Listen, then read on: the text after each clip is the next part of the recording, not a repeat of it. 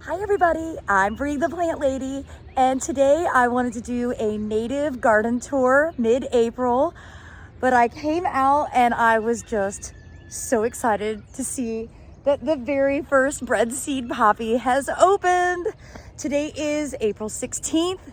I do believe this is the record, and this is actually a self-sown plant from last year's that we seeded right after we got all the shrubs put in.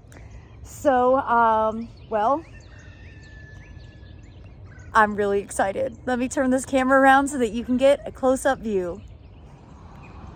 Well, you may notice that this native shrub border has a lot of seeded annuals, and this year almost all of this is self-sown. So I'm really excited to see that we have such a great stand of crimson clover. You know, that's a great nitrogen fixer. It's allowing me to not have to fertilize nearly as much. We also have bachelor buttons, we have poppies, we have kale. And again, we didn't really sow much of this. We did do one overseeding as a demonstration during a class last November, but a lot of this just sort of happened on its own. And the real goal here is it's just filling in the gaps as all of the perennials and shrubs kind of get established. You know, my main goal is to have ground plane coverage, and I like to do that with annuals because, well, they're not permanent. And frankly, I think they put on an incredible display that really makes this border so much more interesting. But today is a very special day worth noting because the first Breadseed poppy has officially opened. You know, we had corn poppies open on March 31st, and often this display doesn't start until the middle of May. So we are a month ahead of schedule. I think that everything is looking great. Most plants have leafed out at this point. Really, it's only the Cephalanthus occidentalis that hasn't. And I have faith that these aren't dead. Yeah, they don't feel dead. And actually, that is starting to leaf out. So I do get a little nervous just because the Cephalanthus definitely would prefer to be in wetter soil. It didn't necessarily love life as much as it could have last summer. I still might end up digging these up and transplanting them to a wetter spot in the backyard after the greenhouse is finished. But I'm just gonna leave everything be for right now. I'm traveling a lot and I really don't have time to start doing transplants. Just to give you the view here, I really like this annual combination. I know it won't be many more years that I can do this because the perennials and shrubs will fill in and there won't be space, but I'm really pleased with how this is looking. I absolutely love crimson clover. I think it's a plant that more people should take advantage of. It's easy to grow from seed. It fixes nitrogen. In this case, it's self-sowing. But as you can see, the perennials that got planted Memorial Day weekend last year are growing really well, and soon there just won't be any space in between things, which is of course the goal. But I think the addition of the crimson clover and the California poppies, the blue bachelor buttons, and of course the Breadseed poppies make all the difference in the world for this season right now. And over into this shrub border, which is with the primary ground plane is Carex. Everything's looking great. Now the Carex that we burned like 2 weeks ago, we've learned our lesson. We're only gonna burn in real winter, like January, February, because too many plants were starting to grow, and you can see like the Itea didn't like having its foliage burned.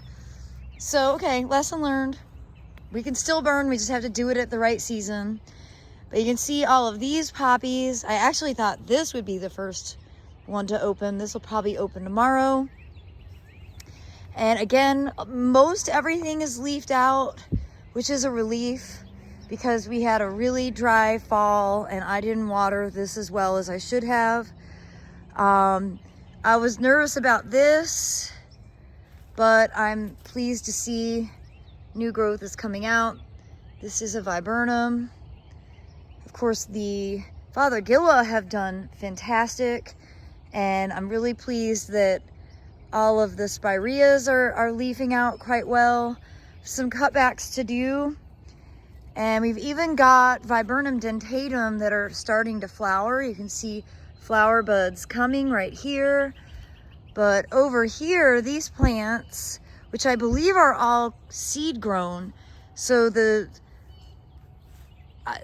some have leafed out earlier and started flowering earlier. I think that's just like the seed characteristic.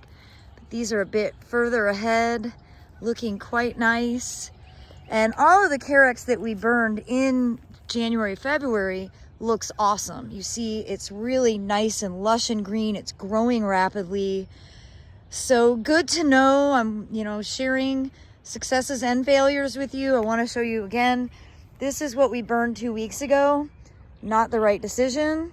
Should have burned it in the winter when we burned all the rest of it. So lesson learned.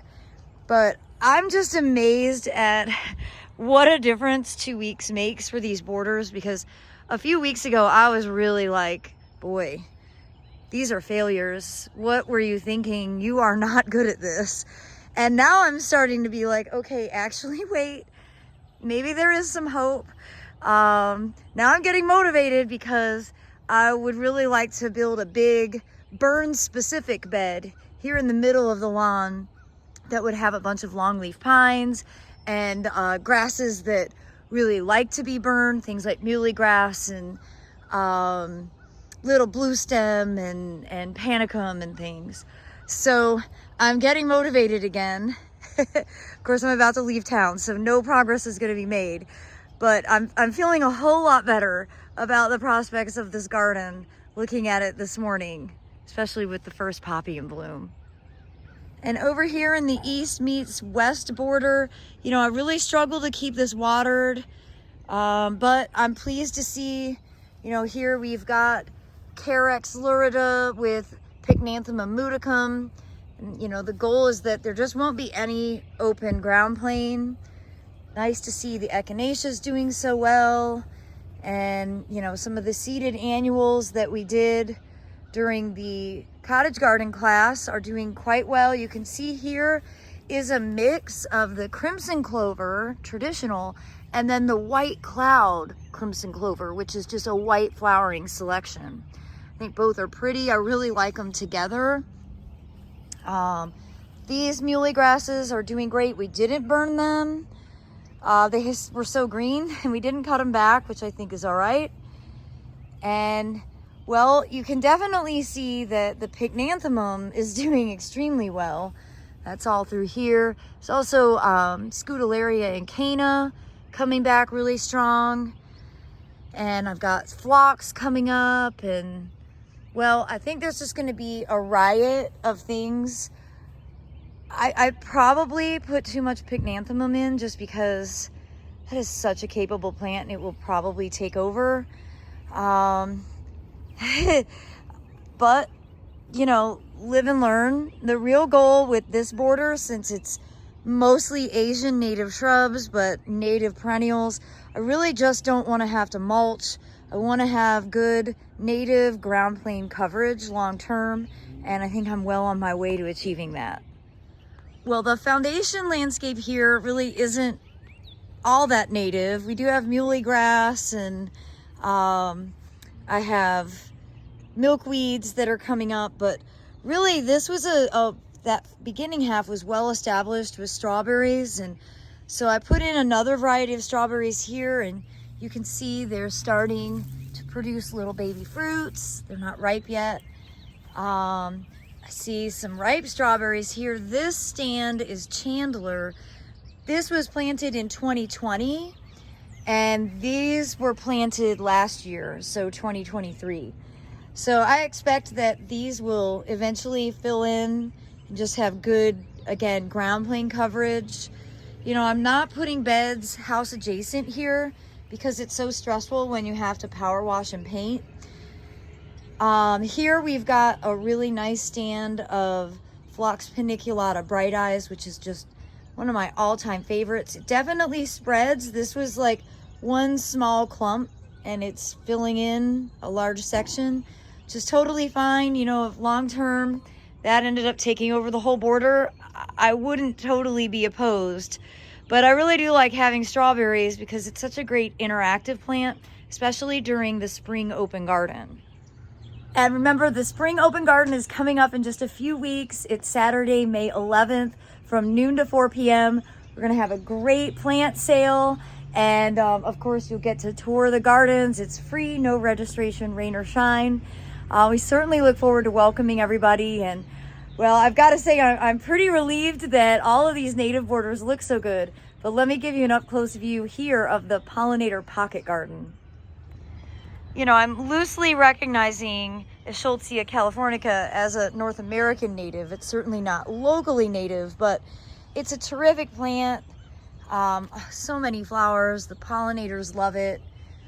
And really everything in this border is doing quite well. You can see the garlic edge.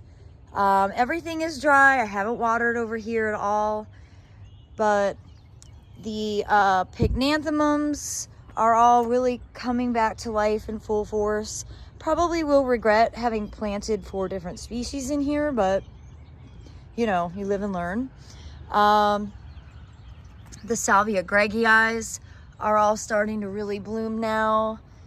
And again, we did the burn too late in this bed and we definitely injured this oak, but I think it'll recover. It's just gonna take a little time for the foliage that got fried to fall off and new foliage to emerge. Lesson learned. Again, sharing that with you so that you don't do what we did.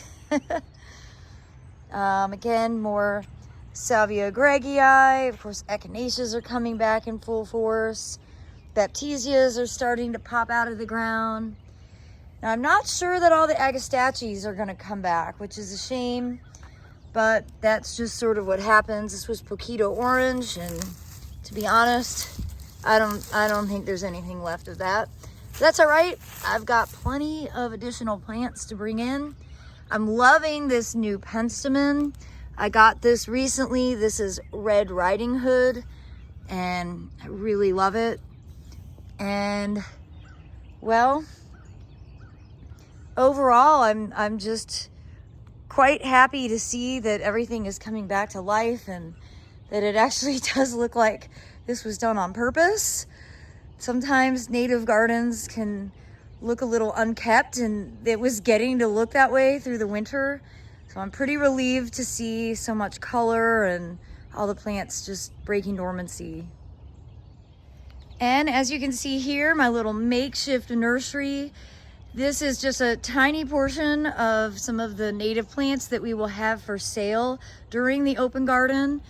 I think this year I'm actually going to concentrate all the plants sort of over here under the big native taxodium, and hopefully the greenhouse will be finished and you'll get to see it, and we will be able to have our seeds and like our sales registers and whatnot in the greenhouse, so it should be a lot of fun.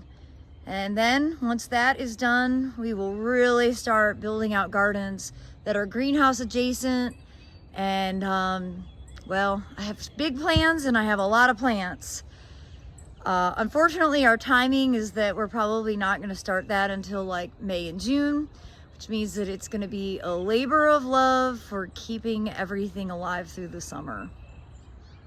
Well, everybody, I hope this mid-April tour of our native borders will serve as inspiration for you. I can't wait to share more updates, so I do hope that you'll subscribe to stay in the loop. As always, thanks so much for watching, and happy gardening.